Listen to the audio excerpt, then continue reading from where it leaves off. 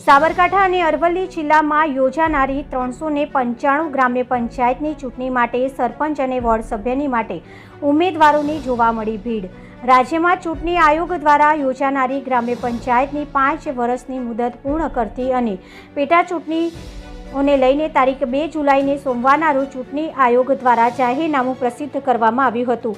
આ ચૂંટણીને લઈને જાહેરનામું પ્રસિદ્ધ થતાં સરપંચ અને વોર્ડ સભ્ય માટે ઉમેદવારી કરનાર ઉમેદવારોના દિલમાં ઠંડકનો અહેસાસ થયો હતો અને છેલ્લા કેટલાય સમયથી આતુરતાપૂર્વક રાહ જોઈ રહ્યા હતા। અંત આવ્યો હતો। ચૂંટણીનું જાહેરનામું પ્રસિદ્ધ થયા પછી ગ્રામ્ય પંચાયતની ચૂંટણીમાં સરપંચ અને વોર્ડ સભ્યની ઉમેદવારી નોંધાવનાર ઉમેદવારો રાત્રે ખાટલા મીટિંગ યોજીને ગ્રામ્ય પંચાયતને સમરસ કરવા માટે અને ઉમેદવારી કરી મત મેળવવા માટે કમરતોડ મહેનત કરી રહ્યા છે।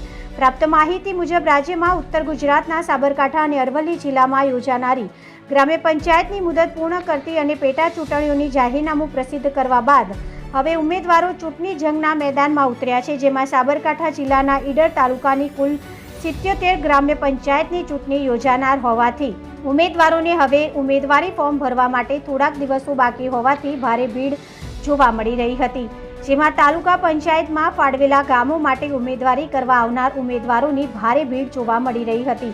સાથે તાલુકાના બીજા ગામો માટે ફાળવેલ મામલતદાર કચેરીમાં પણ ઉમેદવારોની ભીડ જોવા મળી હતી।